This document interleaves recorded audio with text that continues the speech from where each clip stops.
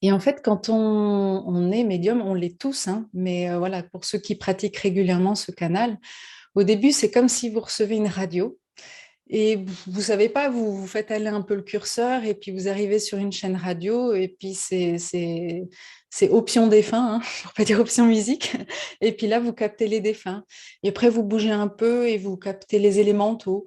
Et après, vous bougez un peu et vous tombez dans l'astral ou le bas astral et vous dites, oups, je change.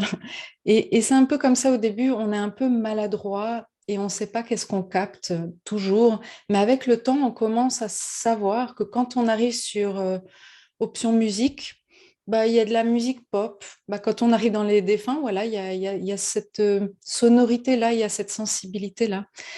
Et quand vous arrivez dans, je sais pas, la fréquence des guides, vous sentez que c'est déjà plus de la musique classique, vous voyez, c'est quelque chose de plus rond, de plus construit.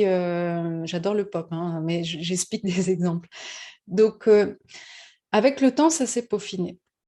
Et moi, il y a 2 ans, euh, j'ai commencé à recevoir une fréquence. Donc, c'est même pas moi qui ai cherché, mais je me suis dit, tiens, c'est drôle, c'est pas un défunt, c'est pas un guide, c'est pas un élémental, c'est pas un animal qui me parle à distance. Et j'ai dit, qu'est-ce que c'est? Et petit à petit, en fait, c'est un être qui s'est présenté. Alors, il m'a pas donné tout de suite son prénom, mais moi, je l'ai un peu attribué à un guide incarné, parce que c'était une fréquence plus élevée qu'un défunt.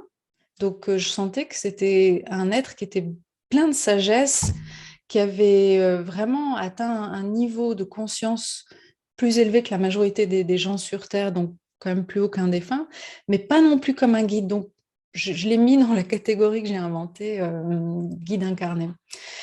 Et puis, on a commencé à échanger et petit à petit, j'ai pris confiance avec cet être-là parce il m'a donné vraiment des pistes pour mon développement. Puis aussi en séance, il m'a donné des informations pour aider.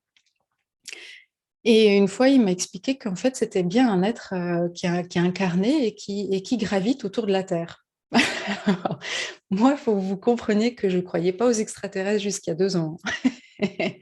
Et pourtant, j'aime beaucoup certaines personnes que je suis, comme Lulumineuse ou d'autres personnes qui parlent d'eux.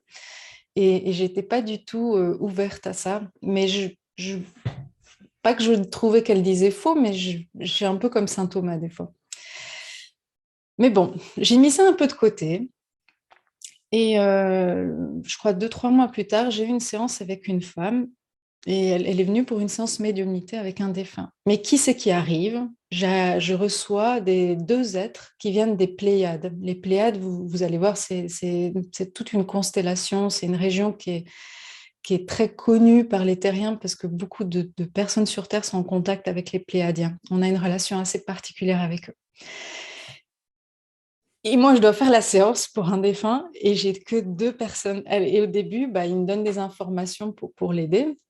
Ils me disent, mais dis-lui qu'on vient des Pléiades. Et j'ai dit, non, mais moi, je dis pas ça. Elle va, ouais, elle va arrêter la séance. Vous voyez, j'avais vraiment, vraiment très peur.